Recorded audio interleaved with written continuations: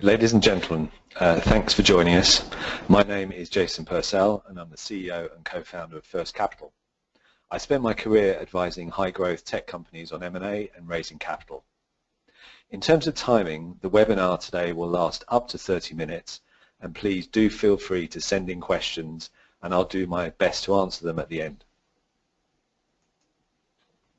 This webinar is called Smarter Connections, How to Achieve a Win-Win Deal. I'm going to outline the FirstCapital proprietary smart deal-making process and talk about what we mean by smarter connections and how they contribute to the overall success of a deal. Then we'll look at what we mean by a win-win deal and take some Q&A at the end. But first, let me give you a very brief introduction to FirstCapital.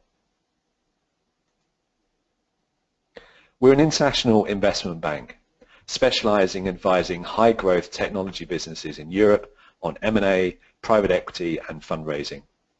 Our sweet spot is deals worth between $50 and $500 million, and we're focused on software, internet and digital media, and tech-enabled services. Our clients know us for delivering win-win deals where we maximize the strategic value and deliver premium results. SMART represents each of the stages in a sale process, namely strategic insight, marketing, access, rigorous negotiation, and transaction close. On average, over the last 16 years, we've delivered a 50% uplift in valuation for our clients using our SMART framework to drive the process.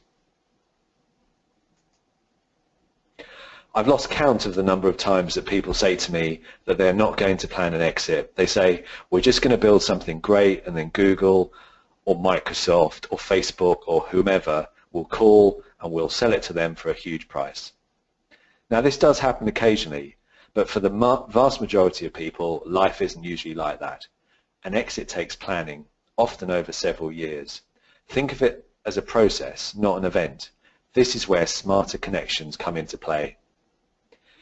In the couple of years ahead of any potential exit, there are some key things to think about, most important of which is, do you know who your buyers are? And more importantly, do they know who you are? Most buyers maintain a list of companies that they're interested in buying and why. For European businesses who want to sell to a US tech buyer, building awareness and strategic relationships into the key groups can take time, so you need to invest in this activity. As you get closer to the time, you need to get yourself ready to do a deal. This means, for example, putting succession planning in place if you want to step back post-sale, getting robust key performance indicators in place and also your management information systems, and really focusing on delivering to plan and hitting your numbers. If you can demonstrate a track record of successful delivery, you will greatly increase your credibility with potential buyers, which will give them more confidence in paying a better price. Talk to advisors and decide who you want to work with.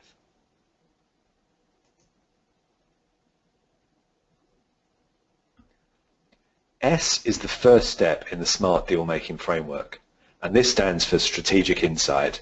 This is all about how you talk about yourselves in your marketplace and how you align yourselves with the strategic drivers that are important for your buyer group. The difference between a mundane, accurate, but run-of-the-mill positioning and an insightful strategic vision for how you enable and create value for others can mean many millions of dollars more in value on a transaction. It starts with really great knowledge of your market, not only your customers and their needs and problems, but how the market is growing and evolving. It also means really understanding your buyers, who they are, what they really need.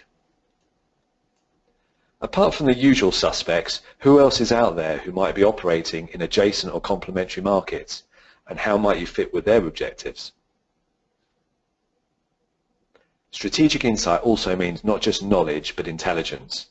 However great the theoretical fit with a buyer or group of buyers, how important is it to them?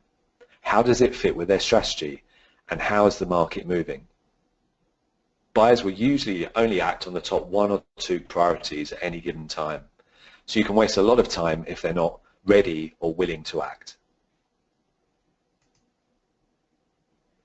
Salmon was a client of ours. They designed and built and managed e-commerce systems for large retailers based on IBM technology. And they really thought of themselves as a consultant and a systems integrator. They'd had some inbound interest and engaged us to manage the process. In discussions with them about their clients and what they did for them, we realized their key value proposition was in the digital design of the front-end piece, really helping their clients to understand what they should be doing online, and then the delivery capability to enable their customers to implement those critical e-commerce systems. This was something we knew from discussions with buyers was a key pain point for the big marketing communications agencies. They were investing heavily in their digital capability, but they lacked an end-to-end solution and so were losing key business as a result. So we ran a process to engage this new category of high-value buyers with a new set of messaging tailored to their requirements, and generated a very competitive process that resulted in a significant valuation premium for the client versus the original proposition. The strategic positioning phase can take a month, or can be something you work on over a couple of years.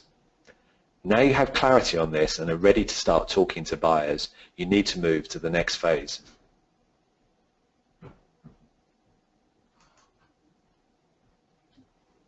Here's just a snapshot of current M&A themes in Silicon Valley based on recent meetings with the top 25 US tech buyers.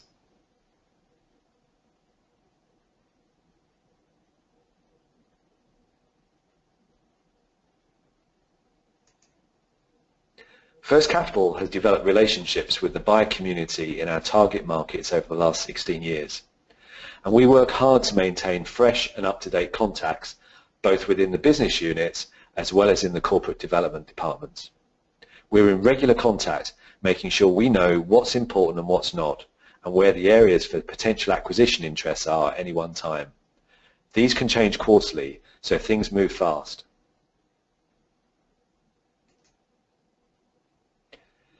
But in these large tech buyers, who should you talk to? Do you talk to the business unit, or do you talk to the corporate development people?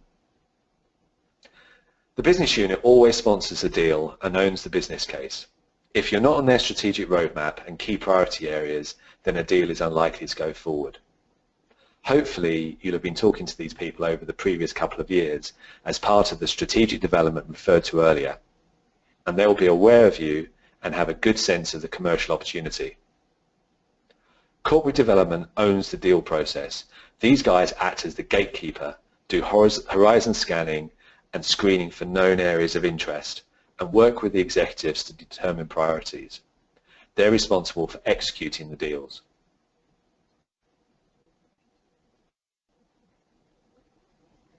Often we talk to people who've had an inbound approach from the business unit, who are really keen and they've spent a lot of time and shared a lot of information, but a deal has not materialized. If corporate development is not involved, then there is no deal yet. It may be of interest to the business unit, but perhaps it's not a corporate priority, so don't waste too much time. Some corporates are opportunistic and will respond to a cold approach, but most often the buyer has a list of companies they're interested in, from the discussions the business unit people have on the ground and also from targets already known to them.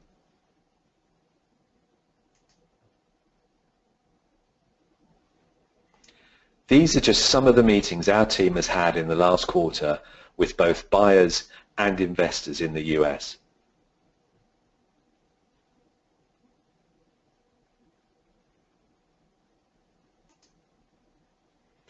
So how do we achieve a win-win deal for our clients? Well, firstly, we really understand the buyers, what they want and when they want it. We show them how a deal with our company will drive value for them after the acquisition. This helps them to really understand how valuable that company is to them and therefore how much they can pay for it. We then use our strong and proven process, rigorous negotiation, to ensure that this value is then realized for our client. So both sides win. It's a win-win deal.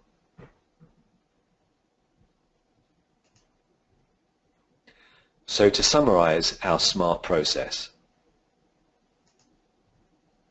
This slide summarizes at a very high level how a successful smart sale process works and what we do to support you and help you achieve the best possible deal. SMART is about strong preparation, which really boils down to understanding who you are most valuable to and backing that up with a compelling case supported by high quality materials. Then it's about getting in front of the right motivated buyers and performing at your best in meetings with them, and working the process to bring them to the table at the right time so you can run an auction to get the best outcome. And finally, it's about taking the winning bidder through the close process and making sure the deal closes on the agreed terms in the shortest possible time. In terms of timing, a trade sale typically takes about 6 months to close. But when you consider the time taken in the run-up in getting yourself ready, it's something you should be thinking about and preparing for at least 1 to 2 years ahead of time.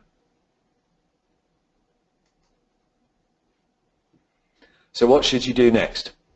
If you're a tech company and you're thinking about a potential exit at some stage, it's never too early to have a conversation.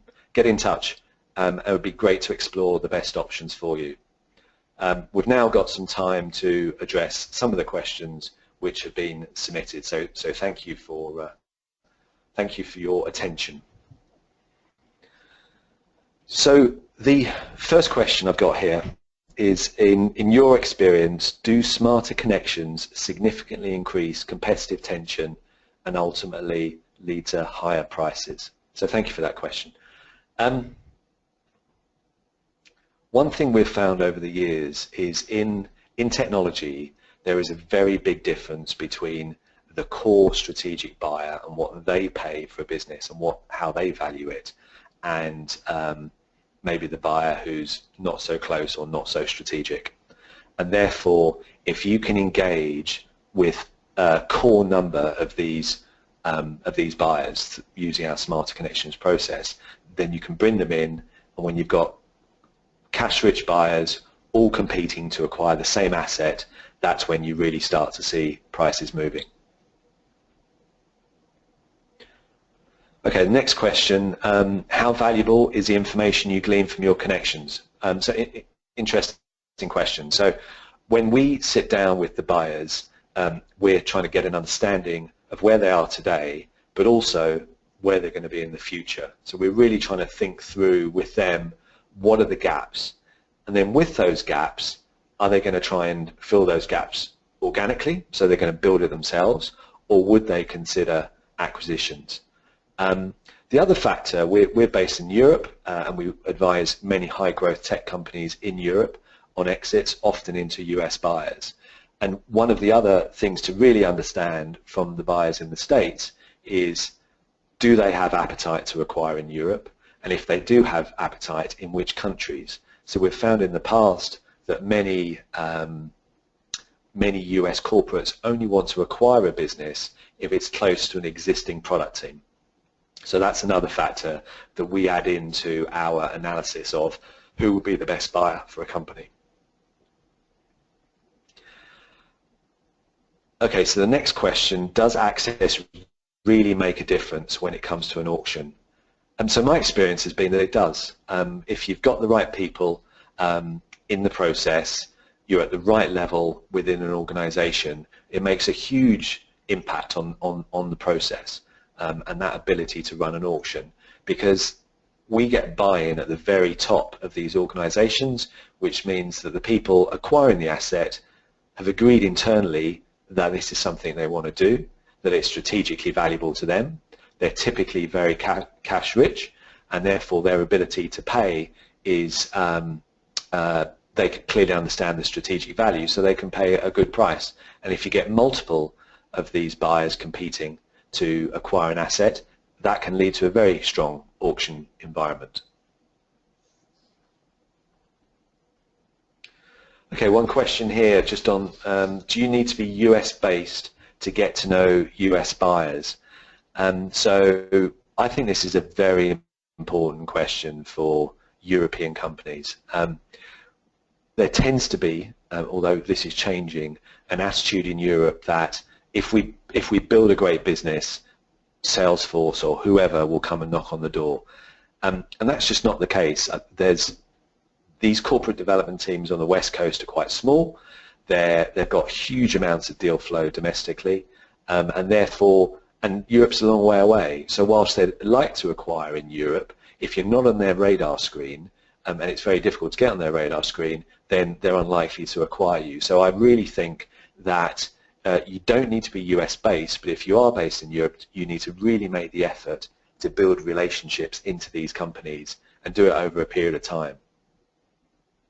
So next question here is about Asian corporates and how significant are these in terms of buyers. So our analysis of the market over the last year or so has shown that Asian corporates have become much more important buyers of European companies. We've had the acquisition by SoftBank of Arm, you've had Tencent's acquisition of Supercell. So the Asian buyers have become a much more significant buyer group. We sold a business into Dentsu, the Japanese marketing agency. So they have become more significant in terms of acquisitions here. And then that begs the question, do we need to build relationships into the Asian buyers as well as into the US buyers? One of the things we've found, we have an office on the West Coast, and actually many of the big Asian players have their corporate development teams sitting in Silicon Valley. So if you're reaching out to the US-based buyers, you can equally reach out to the buyers based in there but are Asian. So that's often a way to tackle both sets of buyers at the same time. Okay, I've got one more question here, which is an extremely common refrain. Aren't companies bought rather than sold? Very interesting. So ultimately, the buyer needs to want to acquire the asset. And so in that sense, companies are bought rather than sold. However, if the buyer doesn't know who you are, doesn't know why you're valuable, and doesn't understand how you're positioned relative to them, then they're not going to acquire the asset. So I think there is a very strong case for European companies making a much greater effort to make sure they're marketing themselves, getting in front of the right people so that they understand why they should be trying to buy you. Along a similar theme, what is the best way of getting on the radar screen of US buyers? This is a good question. So if you're embarking on this maybe 1 to 2 years before a sale process, often that first connection into these buyers will be with the business unit. And there you'll be trying to do a commercial deal to partner with this organization to maybe target similar customers or to go through their channel, etc. So that can be a very good way of building that relationship. We've analyzed a lot of data which shows that buyers are far more frequently likely to acquire companies with which they've already got a relationship, and that has been confirmed in many of the face-to-face meetings that we have with buyers. So I think in terms of radar screen, initially it's about contacting the business units, it's about trying to boost your presence in various quadrants and so on. So the Gartner quadrants can be a good way of getting better known. It's about getting out and getting a presence at events, etc. as well. So all of the ways which you're looking at marketing your business into your customers, you should be starting to think, should we be marketing into our potential acquirers as well? Okay, so another question here. Given the pace of change in tech, how do I choose who the buyer should be, and should I be targeting that potential buyer from day one? So I think this is a really good question. There is significant risk in setting your business out and thinking in 3 years' time, I want to be acquired by Facebook. So I think that's quite risky, because Facebook, for example, is moving very quickly and moving in different ways. So things that might fit with Facebook today may not fit with them in the future. So I think it's more about selecting a group of buyers that you think you might fit with. and starting to think what will make you attractive to that group of buyers. So rather than just picking on one specific buyer and working through how to get in touch with those. Okay, so that's the questions which we've had so far. I'd like to thank you for your attention, and I'll bring this seminar to a close.